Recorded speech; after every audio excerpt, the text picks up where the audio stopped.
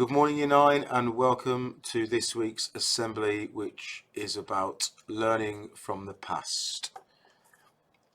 I'm going to read you 3 quotes to get you started regarding learning from your past and learning from your previous mistakes.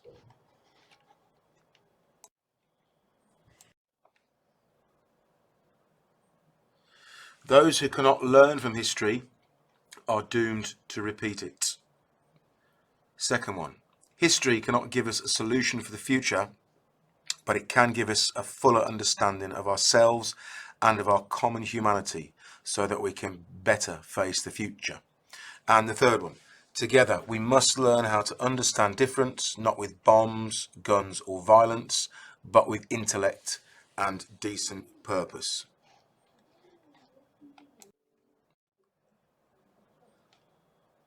So, what does it mean to learn from the past? Well, learning from the past means that when you start something new, it's important for you to understand and reference previous experiences. Your present thinking is informed by your past thinking. You will be conscious of past successes, but also of failures in your own experiences from school, personal life, and those of historical figures in society.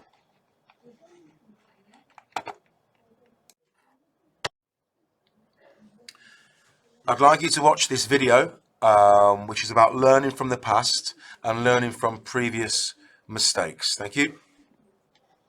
As Henry David Thoreau said, never look back unless you're planning to go that way. And that's how people get trapped. There's something inevitable about the way that the human mind works. It's going to try to draw you backwards.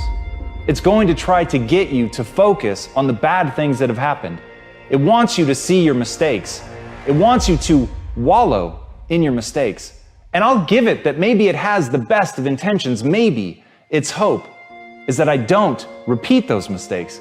Maybe what it wants to ensure is that I do better in the future. But the problem is, your energy goes where your attention is. And if your attention is the past, that's where you're going to live. That's where you're going to spend your time. And you're never going to be able to plan for the future. The future doesn't happen. The future has to be built. It has to be created. And if you're not taking the time to map out that creation, then it's going to happen by accident. And you're never going to get the things that you want. You're never going to become the person that you're capable of becoming. But to become that pushed, and you have to push yourself. You've got to make huge demands of yourself. And to do that, to have the energy to see that through, you've got to know what it is that you're trying to accomplish. And as William Faulkner said, don't bother just to be better than your contemporaries or your predecessors. Try to be better than yourself. But how can you do that if all you're doing is looking in the past? You've got to have an eye to the future. You've got to know who you are today. You've got to have the self-awareness, the presence, to look at yourself honestly, to accept what it is about yourself that is weak, that is inadequate, but without punishing yourself, without spending that time beating yourself up in the past, living there in the pain of what you got wrong, living there in the pain of all the things that have happened to you that were outside of your control that you didn't want. If you want to build something new, don't spend any of your energy trying to tear down the old. Instead, spend all of your time trying to build the new. And that becomes the thing. It becomes the race against yourself. It becomes the race to see if you can make yourself better. You have a vision of who you can become, and you're constantly racing against that person. You're trying to become better than that person. You're trying to outperform your own expectations. And when you can do that, when you can set a bar that is ridiculously high,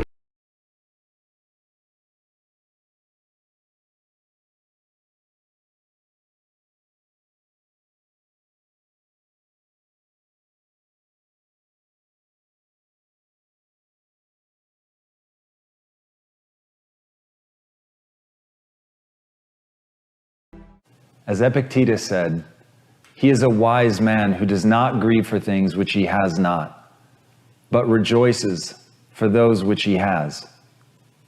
And that's gratitude, isn't it? It's the very base decision that we all have to make. Are you grateful for the things that you have in your life, or are you always wanting more? And trust me, I get it. I understand people that strive for more. I understand people that want something bigger and better. But at the same time, if you allow yourself to only think about what you don't have, to only be striving for something more, that obsession will begin to overtake you. It will begin to corrode you. But ultimately, it's a choice. Ultimately, at any time, right now, in this moment, you can stop and think about what you have. You can put your attention on the things that you're grateful for and watch what it does. Watch what it does in that instance, the way that it changes you, the way that it changes your chemistry, your feelings in a moment can shift from negative and dark to beautiful, with nothing else changing around you, nothing but you deciding that you're going to focus on the things you're grateful for. Nothing but deciding that there are things in your life to be grateful for. And that is a decision. No matter what is happening in your life at any moment, right now, in the depths of a depression, in something going on terribly in your life, you could choose right now to think about the things you're grateful for. The breeze, a smile from somebody kind, a stranger who holds open a door for you, anything. But it's a choice. And as Einstein said, there are only two ways to live your life. One is as though nothing is a miracle. The other is as though everything is a miracle. And what choice are you making? What are you choosing to focus on right now? Do you let gratitude fill you up or not? And here's the critical part, and I want you to listen to this really well.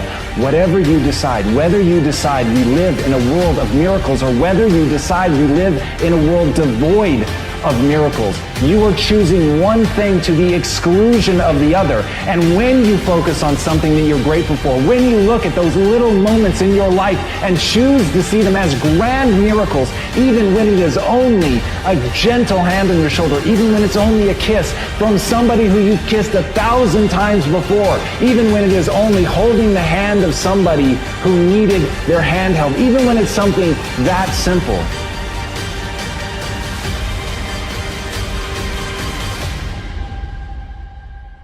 it really is a miracle, that it really is something that can fill you. It really is something that will change your chemistry, bring a connection between two people, allow you to see a grander vista, or even just open a window and look out at the world and realize that you're alive, that this is all a miracle, that none of this is guaranteed, that every breath you take could be your last.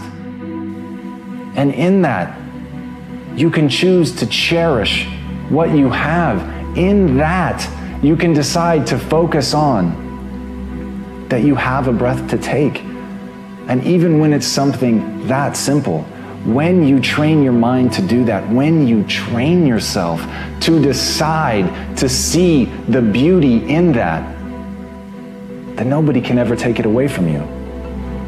And no matter where you are, no matter what's going on in your life, you'll be able to rise up and feel the beauty that is being alive.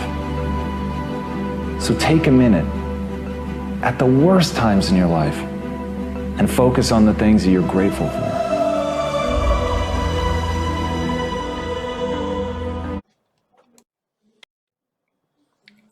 So to finish off, if you were going to write a letter to yourself, here's something you could use. Dear past, thank you for all the lessons. Dear future, I'm now ready. Thank you for listening and have a good day.